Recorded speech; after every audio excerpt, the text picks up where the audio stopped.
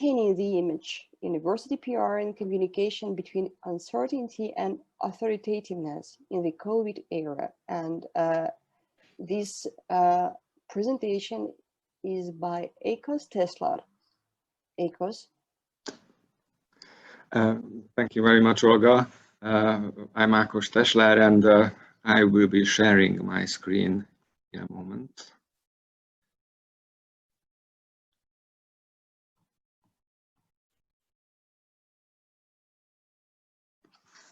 Okay, so you're seeing it okay, I hope. My presentation tries to outline some big picture issues along with best or good practices. First, I will talk about the two keywords in the title. The first one of those being uncertainty. And let's start with an anecdote. We plan to shoot an image film about ELTE's efforts related to COVID-19. The professor who suggested the film proposed a visual idea to end it. All the scientists appearing in the film share a nice moment on the university lawn near the Danube, and they throw their masks into the air. We were hesitant about that because we planned to use the video all autumn and summer and winter, and medical professionals foresaw a second wave of the pandemic for around October, November, though they hoped it wouldn't be more severe than the first wave. When the idea was discussed, it was the beginning of summer. Hungary had much luck with the first wave of the pandemic. As you can see here, the daily cases were very low. Most of our featured researchers were hard to reach in the summer, so we planned the shooting for the beginning of September. But then this happened. As you can see, the second wave is much bigger and it's still going on. So now the shooting of the promo film is postponed until a later date, which brings to mind the popular saying, if you want to make God laugh, tell him your plans. Another example of that may be this UNICA workshop, which we wanted to do in person in Budapest. But here we are. And I'm sure we all have stories like this about things we planned but couldn't go through with. And there are, of course, another uncertainties. There are many studies out there. The papers and websites are constantly featuring stories about them.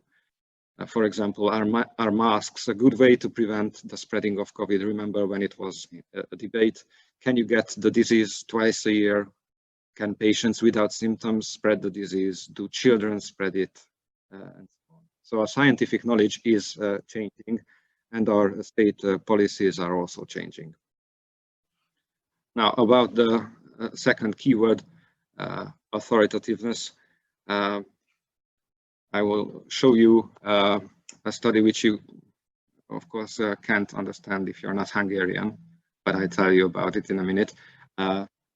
A 2013 study showed that Hungarian people trust the universities and the Academy of Sciences the most, 3.2 and 309 on a scale of 1 to 4, 4 being the most trust.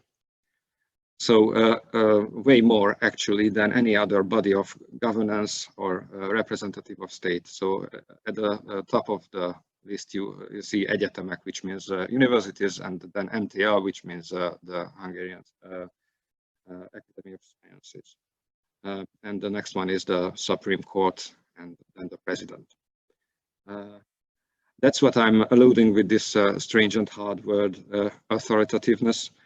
It's the authority of science that comes from the prestige of supposedly unbiased, non-partisan, verified scientific knowledge.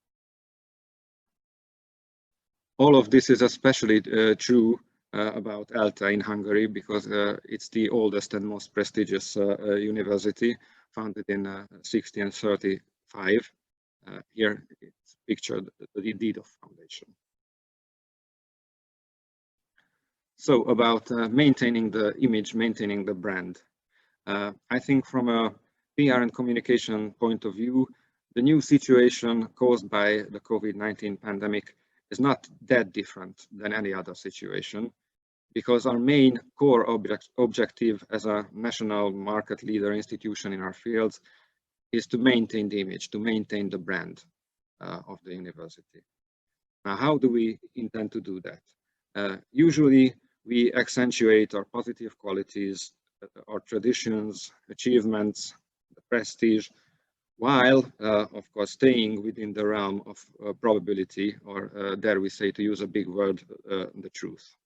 Yes, we try to tell the truth to earn that previously mentioned trust of the public, of the society. We try to be a dependable, calming presence in the media and in our internal communication as well. In this case, our researchers who had knowledge about the different aspects of the pandemic shared their take on it. We started a video series pictured here with a distinct lo-fi online pandemic look because it was recorded via Teams and Skype and Zoom, where our biologists, psychologists, economists could reflect on different questions facing our university community and the wider public. Some of our literary scientists even offered books to read during the lockdown. We monitored and presented our researchers' spontaneous output in the media. Our weekly newsletter featured a high percentage of COVID-related news. We tried to behave like a trusted source. We were sometimes in the news and sometimes correcting the news, the articles with misleading or misinterpreted statements. To maintain the authoritativeness is to be a source of truth, a source of calmness maybe. But of course, the problem was people wanted answers and solutions, while many of our researchers communicated the uncertainties of the situation. The questions we are facing: is there an opposition, a contradiction between uncertainty and authoritativeness in the case of scientific university communication? Sometimes we can't tell the truth from a lie or a mistake. Different studies come up with different results. People, of course, want a cure, and fast. Our Dean of the Faculty of Science, coincidentally, is the head of the Hungarian project for finding a treatment, not a vaccine, for COVID-19. And he honestly told the public from the beginning that the drug they're working on will be ready in 2022, if all goes well. By then, hopefully, the pandemic will be over. Although the drug, of course, will be useful in some cases and will be saving lives then. It seems telling the truth is often disappointing people who want quick and easy solutions. But of course, we are playing the long game here, hoping that communicating the uncertainties alongside the growing pile of scientific facts won't diminish our authoritativeness and is a way of keeping the public's trust. Like in this picture I'm showing now, truth is a puzzle scientists are currently working on, or always working on. Now, about crisis communication and lessons learned, that's what the title of this session promises. How are we ALTA doing on that front? First of all, 2020 is redefining our concept of a crisis, I think. Because crisis management usually stipulates that a crisis is a sudden occurrence with a short time span, where, to put it shortly, you have to react quickly, calmly, and accurately. But it looks like this crisis is not a sprint, rather a marathon. We're in the 12th round of a boxing match, and there's no end in sight. So let me share a good practice. I think ALTA did well with handling the beginning of the crisis.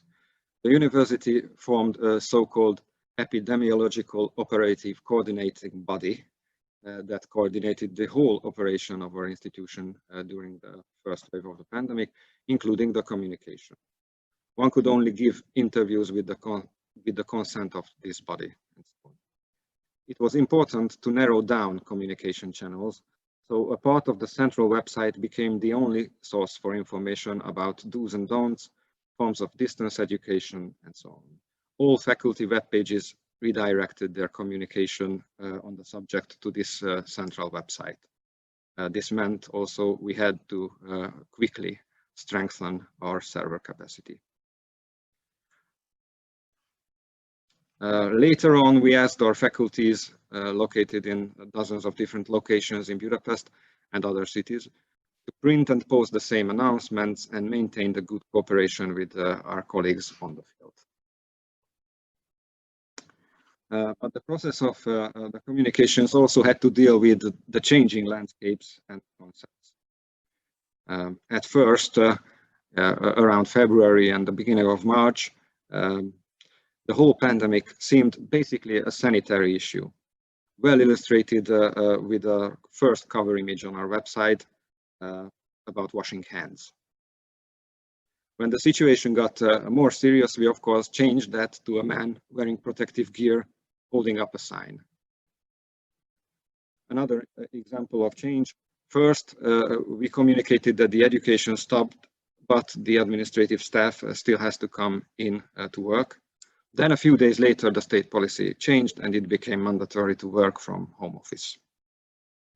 So the communiques of these mentioned epidemiological operative coordinating body aim to be the definitive source of information, but mainly in a structural sense, as the content, the truth of the communication sometimes shifted or changed. And lastly, I would like to talk shortly about the differences between the two waves of the pandemic here in Hungary. As you've seen before, Hungary experienced two distinct waves, the second still going on, and these are very different, sometimes contradictory in their character from a communication standpoint as well. In the first wave, we saw a swift state response, kind of lockdown with extreme measures in accordance with our scientific, mainly biological knowledge. So then the universities could communicate scientific truth to strengthen the official restrictions. Now, what's the situation with the second wave? We see bigger numbers, but there is no lockdown like in the spring. So there seems to be sometimes a contradiction of our medical biological knowledge about the pandemic and the state policy prioritizing the financial aspects like keeping jobs. But it can be a tricky thing to communicate because most of you probably remember this message from spring saying stay home, save lives. But now it's autumn and we know we don't stay home, but how should we finish the message? Maybe something like save the GDP or something like that. Ferenc Jakab, a prominent Hungarian researcher not working at ALTE, was the first to acknowledge this difference between the waves. There's a lot of Hungarian words. Don't worry, the important part is highlighted. So in the spring, the decisions were swift and correct. Sadly, we don't see that now. So that's a dilemma our researchers are sometimes facing, because obviously they don't necessarily want to clash with the politicians. So what we do now as a possible way to keep going is to stick what we know for sure about hand washing, distancing, and so on, and to keep calm, keep making the videos and press releases and communicate the scientific findings of our researchers, informing our internal and external public. Well, maybe it's like György Csepeli, an esteemed Hungarian professor emeritus of ALTE, a sociologist, puts it in an interview when he says communication can be good, or there can be a good communication because we don't know anything for sure. But we have arrived on philosophical territory now, the land of Socrates, who famously said, "I know that I know nothing." Or even the land of Wittgenstein, who opined, "Whereof one cannot speak, thereof one must be silent." So I will be silent now, and thank you for your attention. Oh, thank you so much. It's very hard to be true in terms of crisis, you know, and this is a real challenge for all of us. And thank you for your presentation. So I think that we have 4 presentations, and all 4 are done. Jon, what would you say about, maybe do you have some questions to our participants? Because I have through our chat. So maybe let's start to